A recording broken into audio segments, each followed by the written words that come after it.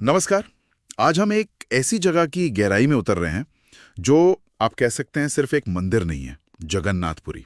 जी हाँ। ये तो एक जीवित धड़कता हुआ आश्चर्य है। कहते हैं यहाँ आकर ना तर्क भी थोड़ा ठहर सा जाता है। बिल्कुल। और ये भी कहा जाता है कि भगवान स्वयं रथ पर बैठकर अपने भक्तों से मिलने निकलते हैं। हाँ, और वो रहस्य, भगवान का हृदय तत्व, वो प्रसाद बनाने की विधि और वो मंदिर के ऊपर पंछियों का ना उड़ना। हाँ, ये सब बातें सदियों से लोगों को हैरान करती आई हैं। तो आज हम जो भी जानकारी उपलब्ध है उसके आधार पर पूरी मंदिर, इसकी परंपराएं, इतिहास और इन्हीं रहस्यों को समझने की कोशिश करेंगे। सही है। तो मकसद सिर्फ जानकारी देना नहीं, बल्कि वो जो एक भावना जुड़ी है ना, उसे समझना है। बिल्कुल, वो आस्था, वो विस्मय। अच्छा, तो शुरू कहाँ से करें? इसकी लोकेशन से करते हैं। पूर्वी भारत, उड़ीसा के तट पर है ये। जी, और 4 धामों में से एक है, बहुत महत्वपूर्ण।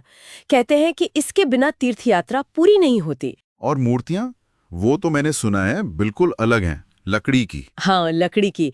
भगवान जगन्नाथ, उनके भाई बलभद्र और बहन सुभद्रा, और देखने में थोड़ी अधूरी सी लगती हैं, हाथ पैर स्पष्ट नहीं है। अच्छा। जी, पर आंखें बहुत बड़ी हैं, मानो सब देख रही हों। और कमाल की बात यह है कि कोई जेवर या मुकुट नहीं, फिर भी एक अलग ही तेज है उनमें। इसके पीछे कोई कहानी है क्या? कृष्ण भगवान के हृदय से जुड़ा कुछ? हाँ हाँ, जो पौराणिक कथाएं हैं वो यही कहती हैं कि जब श्री कृष्ण ने देह त्यागी तो उनका हृदय जला नहीं। अच्छा। वो समुद्र में बहा दिया गया और एक लकड़ी के लट्ठे के रूप में पूरी तट पर मिला। उसी को ब्रह्म पदार्थ कहते हैं। और फिर राजा इंद्रद्युम्न को सपना आया कि इसकी स्थापना करो। ओ, तो ये कहानी है। लेकिन अभी जो भव्य मंदिर है वो उन्होंने बनवाया था?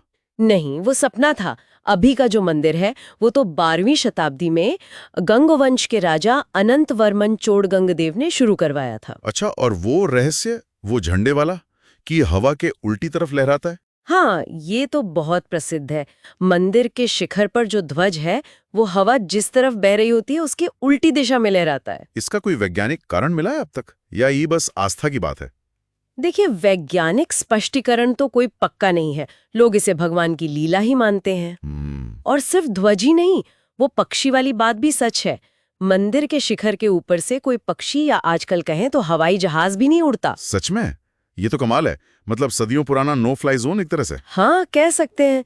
ये चीजें भक्तों के लिए इस बात का सबूत है कि यहाँ प्रकृति भी ईश्वर की इच्छा मानती है। ये तो खैर स्थायी बातें हो गई, पर वो जो हर साल होता है, विश्व प्रसिद्ध रथ यात्रा। ओहो, रथ यात्रा आषाढ़ महीने की शुक्ल पक्ष द्वितीया को भगवान जगन्नाथ, बलभद्र और सुभद्रा तीनों अपने अपने रथों पर बैठकर गुंडीचा मंदिर जाते हैं। क्या नजारा होता होगा!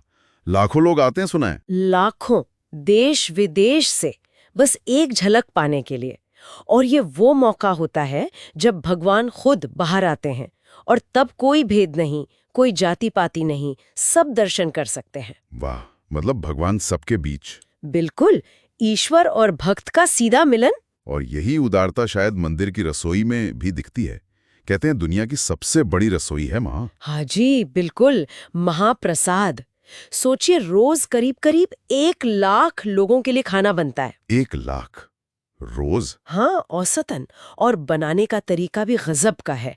मिट्टी की 7 हांडियां एक के ऊपर एक रखकर लकड़ी की आग पर पकाते हैं। 7 हांडियां एक साथ? जी, और कमाल ये है कि सबसे ऊपर वाली हांडी का खाना पहले पकता है, फिर नीचे वाली का, ऐसे। ये कैसे हो सकता है? विज्ञान के हिसाब से तो नीचे वाली पहले पकनी चाहिए। हाँ, पर होता यही है। और कहते हैं प्रसाद कभी कम नहीं पड़ता, चाहे कितने ही भक्त क्यों ना आ जाए।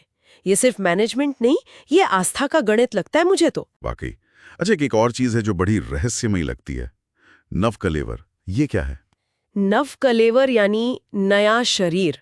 ये हर 12 से 19 साल में एक बार होता है। बहुत ही गोपनीय और पवित्र रस्म है। इसमें क्या होता है? इसमें भगवान की जो पुरानी लकड़ी की मूर्तियां हैं उन्हें बदला जाता है, नई मूर्तियां बनती हैं। खास तरह की नीम की लकड़ी ढूंढी जाती है उसके लिए।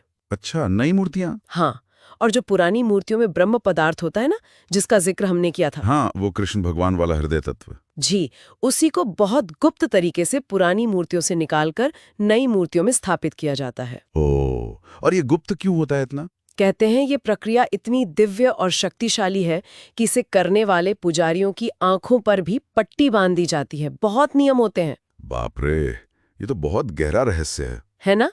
अच्छा, एक और बात है, इस मंदिर पर कई हमले भी हुए हैं इतिहास में। हाँ, मैंने भी पढ़ा है, पर मंदिर तो आज भी खड़ा है। बिल्कुल।